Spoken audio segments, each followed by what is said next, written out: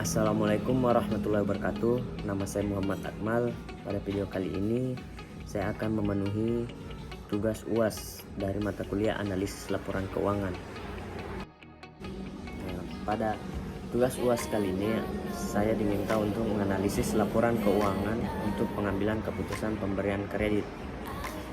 Langsung saja, pada saat ini PT Bank Sentral Asia Terbuka tengah menerima proposal pengajuan kredit dari perusahaan PT Lion Airlines yang menjadi calon debitur. Sebagai seorang analisis pembiayaan pada PT Bank Sentral Asia, saya diminta setidaknya memberikan informasi terkait yang pertama, analisis lingkungan dan bisnis PT Lion Airlines. Yang kedua, analisis terhadap arus kas PT Lion Airlines. Yang ketiga, analisis risiko dan analisis lain yang diperlukan dalam pemberian pinjaman atau kredit. Baik, yang pertama itu komponen profil Lion Air.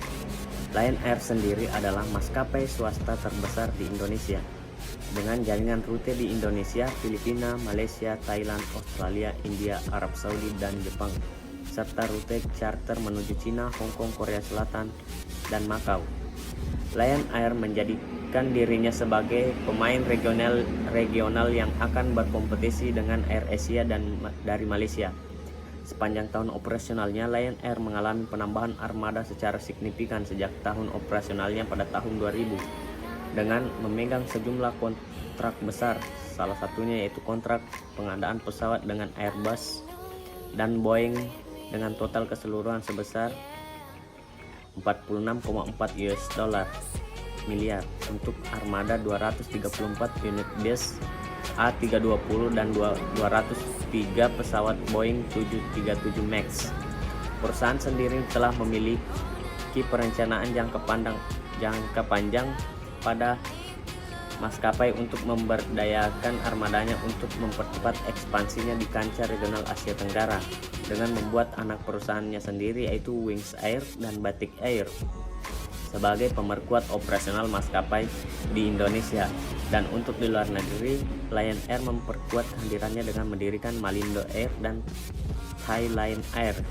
Lion Air mengoperasikan lebih dari 100 pesawat Boeing 737 800 atau 900 ER. Maskapai penerbangan ini telah ditandai dengan ekspansi yang cepat akibat diregulasi dari industri penerbangan di Indonesia tahun 1999 dan keberhasilan model bisnis tarif murahnya. Baik, selanjutnya analisis lingkungan dan bisnis PT Lion Airlines. Analisis lingkungan internal dilakukan dengan menganalisa kekuatan, strength, dan kelemahan weakness dari sisi internal perusahaan. Dalam membuat analisa lingkungan internal ini, pemberian rating dan bobot yang diutamakan yaitu yang dinilai paling kritis. Berdasarkan hasil survei pada masyarakat yang pernah menggunakan jasa PT Lion Air, diperoleh hasil sebagai berikut. Penentuan nilai rating internal didasarkan pada persepsi saya dan masyarakat yang pernah menggunakan jasa penerbangan Lion Air. Rating 4 menunjukkan kondisi optimal dari performasi perusahaan, sedangkan rating 1 menunjukkan performasi minimal dari perusahaan.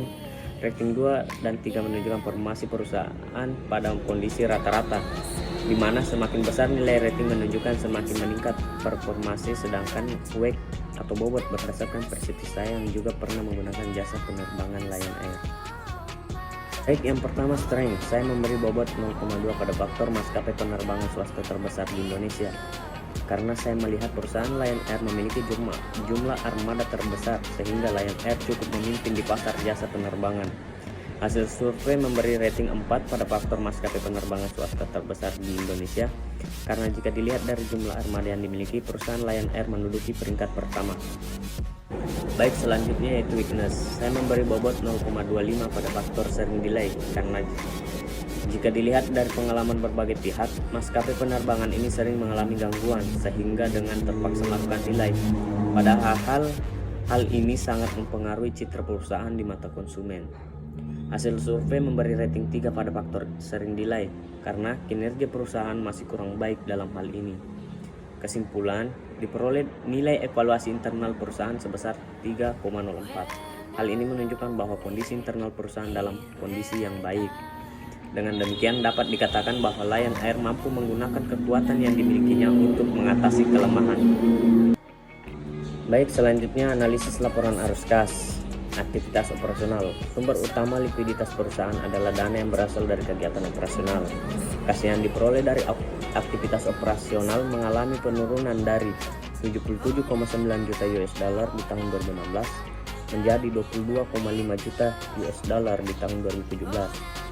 Aktivitas investasi, arus kas yang digunakan untuk investasi mencapai 278,2 juta US dollar di tahun 2017, mengalami penurunan dibandingkan dengan di tahun 2016, yaitu sebanyak 280,7 juta US dollar. Kemudian aktivitas pendanaan, arus kas yang diperoleh dari aktivitas pendanaan tercatat sebesar 105,1 juta US dollar di tahun 2017, mengalami penurunan dibandingkan tahun 2016, yaitu 130,6 juta US dollar. Selanjutnya analisis risiko. Yang pertama, manajemen risiko pasar atau market risk. Manajemen grup memiliki exposure terhadap risiko pasar, yaitu diantaranya risiko harga bahan bakar pesawat, risiko nilai tukar mata uang, dan risiko tingkat bunga. Kedua, risiko likuiditas didefinisikan sebagai ketidakmampuan grup untuk memenuhi liabilitas keuangannya yang selanjutnya mengakibatkan grup tidak dapat memanfaatkan peluang investasi atau tidak dapat memenuhi liabilitas keuangan jangka pendek yang pada akhirnya mengakibatkan default, peminjaman yang berlebihan atau tingkat suku bunga yang buruk. Kemudian yang ketiga, risiko investasi. Nilai kini liabilitas imbalan pasti pensiun kesehatan dihitung menggunakan tingkat diskonto yang ditetapkan dengan mengacu pada imbal hasil obligasi korporasi berkualitas tinggi. Jika pengembalian aset program di bawah tingkat tersebut, hal itu akan mengakibatkan defisit program. Saat ini program memiliki investasi yang relatif seimbang pada efek reksadana dan saham, instrumen utang dan lainnya. Karena sifat jangka panjang dari liabilitas program, Dewan Dana Pensiun perlu menetapkan bahwa bagian wajar dari aset program harus diinvestasikan pada efek reksadana dan saham dan obligasi untuk meningkatkan imbal hasil yang dihasilkan oleh dana.